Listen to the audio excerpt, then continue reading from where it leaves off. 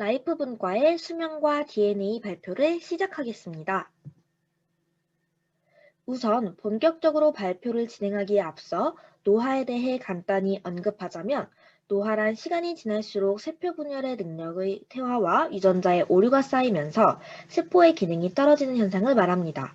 저희는 수명과 DNA에 대해 텔로미어, DNA 메틸화, 인슐린 IGF-1 신호전달 체계, 폭소의 순서로 발표를 진행하겠습니다. 먼저 텔로미어에 대해 알아보겠습니다. 텔로미어란 염색체 말단에 존재하는 긴 염기서열로 TTHGG의 염기서열이 약 100번에서 많게는 1000번가량 반복됩니다. 텔로미어의 특징으로는 유전 정보가 아니라는 것, 세포 분열 시 염색체의 손상을 방지하는 역할을 하는 것, 세포 분열을 하면서 점점 짧아진다는 것을 들 수 있습니다. 텔로머레이스는 앞전에 언급한 점점 짧아지는 텔로미어의 특징을 보완해주는 효소입니다.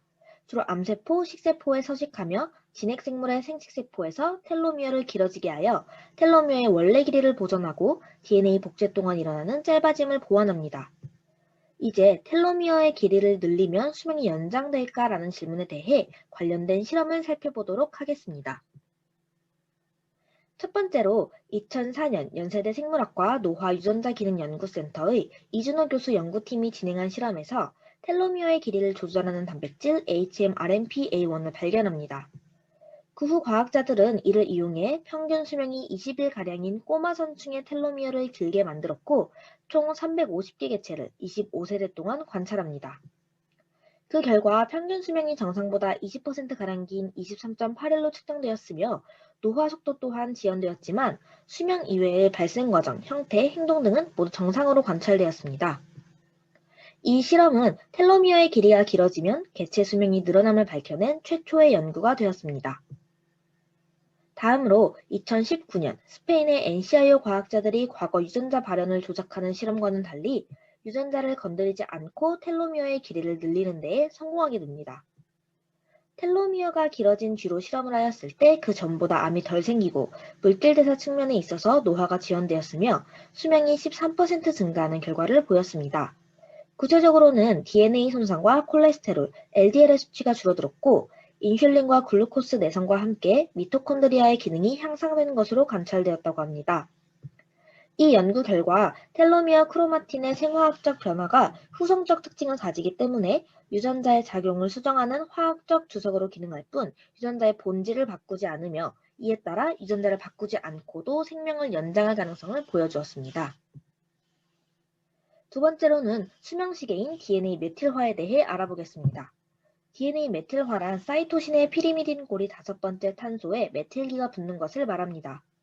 뉴클레오타이드 서열 자체와 관련 없는 기작에 의한 형질의 유전이 후성 유전하게 관여하는 물질을 후성 유전 물질이라고 하며 아세틸기, 히스톤, 메틸기 등이 있습니다.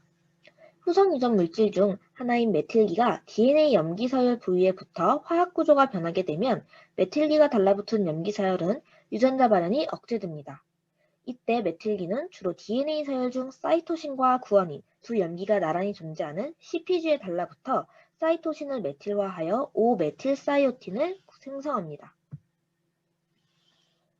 이와 관련되어 2019년 미 국립과학원회보에 실린 연구에 대해 살펴보면 독일 신경퇴행성 질환센터 등의 공동연구진이 21개월 이상의 수컷생쥐와 4개월 암컷생쥐를 또 4개월 수컷생쥐와 4개월 암컷생쥐를 짝짓기 시켜 각각의 자손의 수명을 비교하였습니다. 21개월 이상의 수컷 생쥐는 인간의 나이 60세에 해당하는 늙은 쥐에 해당하고 4개월 생쥐는 비례로 젊은 생쥐에 해당합니다. 연구 결과 나이가 많은 아빠를 가진 집단의 수명은 825일, 나이가 젊은 아빠를 가진 집단의 수명은 883.5일로 58.5일 정도의 차이를 보이게 되는데 이는 인간을 기준으로 5년 정도의 차이라고 합니다. 이러한 차이의 원인을 밝히고자 돌연 변이의 정도를 분석하였지만 분석 결과 큰 차이는 없었으며 이후 메틸화 정도에 따라 유전자 발현량에 차이가 난다는 점을 고려하여 DNA 메틸화 정도를 분석해 보았습니다. 분석 결과 수컷 생쥐의 메틸화 패턴이 자손에게 유전되었으며 나이가 많은 아빠를 가진 집단 자손은 189곳에서 유전자 발현이 증가되었고 33곳에서 유전자 발현이 줄어들었습니다. 즉, 전체적인 유전자 발현의 증가로 노화가 촉진되었다는 것을 알 수 있었습니다. 또 다른 실험으로는 2019년 12월 사이언티픽 리포트에 실린 오스트레일리아 CSIRO 연구진들의 실험이 있습니다. 이들은 메틸화 현상을 분석해 포유동물의 자연 수명을 계산하였습니다. 자연 수명이란 최대 수명, 질병 같은 변수를 배제하고 오직 노화율에만 기대어 측정한 수명을 말합니다. 이 과정에서 메틸화가 진행되는 CPGV의 밀도가 수명과 밀접한 관계가 있다는 것을 밝혀내었고, 온라인에 공개된 252종의 게놈 정보를 확보한 뒤 이를 동물의 수명, 프로모터 유전자 관련 데이터와 비교 분석하여 척추동물의 자연 수명을 정확히 예측할 수 있었습니다. 인간의 수명에도 이 모델을 적용하였을 때 38년이 나왔으며, 이는 초기 인류의 수명으로 추정되는 40년과 비슷하며, 의학기술의 발달과 생활 양식의 변화가 지난 200년 동안의 인간 평균 수명을 2배 이상 늘린 것이라 추측할 수 있습니다. 세 번째로는 인슐린 IGF-1 신호전달 체계에 대해 알아보겠습니다. IGF-1이란 인슐린과 구조가 유사한 세포 증식 인자로 성장 호르몬이 성장 호르몬 결합 단백질에 결합하였을 때 단백질과 인슐린을 이용하여 IGF-1을 합성하고 이는 혈중으로 이동하게 됩니다. 주요 기능으로는 연골세포의 성장과 분할을 촉진하여 뼈를 길어지게 하며 근육세포의 증식과 분열에 작용합니다.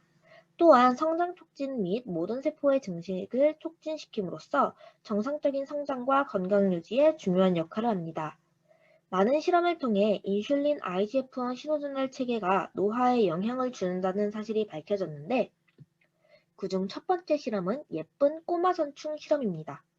이 실험에서는 DAF2 유전자 돌연변이가 꼬마선충의 수명과 일생 중 건강한 시기를 2배가량 증가시키는 것을 발견합니다. DAF2 수용체는 인슐린이나 IGF-1과 유사한 펩티드 호르몬으로부터 신호를 받으면 수명을 연장시키는 DAF16의 활성을 억제하는데, 돌연변이가 일어났을 때의 기작을 살펴보면 인슐린이나 IGF-1과 유사한 펩티드 호르몬으로부터의 신호가 DAF2 수용체 돌연변이에 가해지고 DAF16의 활성이 증가하게 되어 수명이 연장됩니다. 후속 연구에서는 DAF2 유전자가 포유동물의 인슐린과 IGF-1 수용체의 상동 유전자임이 밝혀졌고, 예쁜 꼬마선충의 인슐린 IGF-1 신호전달 체계상에 존재하는 PI3K, PDK, PTEN, AKT, PKB 등의 인산화 관련 유전자들이 노화를 조절한다는 것이 밝혀졌습니다. 두 번째 실험은 초파리를 이용한 실험입니다. 이 실험에서는 인슐린 수용체 유전자의 돌연변이 혹은 인슐린 수용체와 PI3K 인산화 경로를 이어주는 IRS의 상동 유전자인 CHICO의 돌연변이가 생겼을 때 수명이 증가함을 밝혔습니다. 두 실험의 결과로 꼬마선충과 초파리 같은 무척추 동물에서 인슐린 IGF-1 신호전달 체계가 수명을 조절한다는 것이 명확해졌습니다. 꼬마선충과 초파리는 성체가 된 후 체세포가 더 이상 분열하지 않는 단순한 동물이지만, 생쥐나 사람같이 복잡한 포유동물은 인슐린 IGF-1 신호전달 체계가 감소가 노화에 영향을 주지 않을 것이라 예상하였으며, 단지 두 가지 모두 대사와 성장에 필수적인 호르몬이므로 이가 억제될 경우 부정적인 효과를 불러일으킬 것이라 예상하였습니다. 하지만 생쥐의 경우 인슐린 및 IGF-1 신호전달 체계를 감소시킴으로써 수명을 증가시킬 수 있었습니다. 개의 경우 크기가 거의 IGF-1의 변이에 의해 결정됨을 알 수 있었는데, 크기가 작을수록 IGF-1이 감소되는 변이가 증가하였고, 이에 따른 작은 개가 큰 개보다 훨씬 오래 사는 경향성을 뚜렷하게 보였습니다. 또한 유럽 일부 유대인 중 100세 이상 사는 사람들의 경우 IGF-1 수용체의 변이가 보통 사람들과는 달랐고, 일본에서 장수하는 사람들의 경우 인슐린 수용체의 변이가 보통 사람들과 달랐다는 것을 알 수 있었습니다. 이는 즉 노화 조절 유전적 인자인 인슐린 IGF-1 신호전달 체계의 활성 저하로 인해 생긴 인슐린 저항성이 건강에 미치는 악영향보다 수명 연장 효과가 더 클 수 있음을 의미하는 것과 같습니다. 마지막으로 폭소 전사 조절 인자에 대해 알아보겠습니다. 폭소 전사 조절 인자란 인슐린 IGF-1 신호전달 체계가 수명을 증가시키는 작용을 할 때 가장 중요한 조절 유전자입니다. 인슐린 IGF-1 신호전달 체계에서 AKT, PKB 인산화 효소가 폭소를 인산화시키면 폭소의 활성이 저하되는데 이때 장수 유도 조건인 인슐린 IGF-1의 양이 감소할 시 AKT, PKB 인산화 효소가 폭소를 인산화시키지 못함으로써 폭소가 활성화되어 세포액 안에 들어가 타겟 유전자들을 과발현시키게 되고 수명이 증가됩니다. 앞의 실험들의 꼬마 선충에서 인슐린 및 IGF-1 신호전달 체계가 줄어들었으나 폭소 유전자가 없을 때에는 수명 연장 효과가 없었으며 꼬마 선충과 초파리에서 폭소의 과발현만으로도 수명을 증가시킬 수 있었습니다. 또한 장수하는 사람들에게 폭소 유전자의 일종인 폭소3A 유전자의 변이가 존재한다는 것이 밝혀져 폭소3A가 사람의 장수를 결정하는 가장 중요한 유전자임이 확실시되었습니다. 이에 따라 폭소의 활성 증가가 세포의 유지와 보수에 관여하여 결과적으로 수명을 연장시킴을 확인할 수 있었습니다. 마지막으로 진화적인 측면에서 인슐린 IGF-1 신호전달 체계가 수명 조절에 중요한 유전적 요인으로 남아있는 이유에 대해 두 가지 경우에서 바라볼 수 있겠습니다. 먼저 영양분 및 환경 조건이 좋은 경우 인슐린 IGF-1 신호전달 체계가 활성화되어 성장과 번식을 촉진하고 평균 수명을 유지하게 됩니다. 반면 영양분 및 환경 조건이 열악한 경우에는 인슐린 IGF-1 신호전달 체계의 활성이 감소하여 폭소가 활성화되고 개체의 성장과 자손의 번식이 현 상황에서 유리하지 않으므로 줄어들어 향후 환경 조건이 좋아질 것을 대비하여 유지 및 보수의 방향성을 갖게 됩니다. 즉, 인슐린 IGF-1 신호전달 체계는 계속 바뀌는 환경 조건 속에서 부모와 자식 모두가 생존하기 위한 중요한 전략으로 이용되는 것입니다.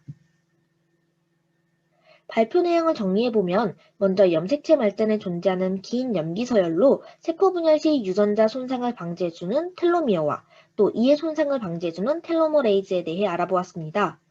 그 다음으로는 유전자 발현을 억제하고 그로 인해 노화를 억제할 수 있어 수명시계라고도 불리는 DNA 메틸화에 대해 알아보았습니다. 마지막으로는 모든 세포의 성장과 증식에 영향을 미치는 인슐린 IGF-1 신호전달 체계와 이가 수명을 지키는 작용을 할 때 가장 중요한 조절 유전자, 폭소 전사 조절 인자에 대해 알아보았습니다. 이렇게 수명과 DNA에 대한 발표를 마치겠습니다.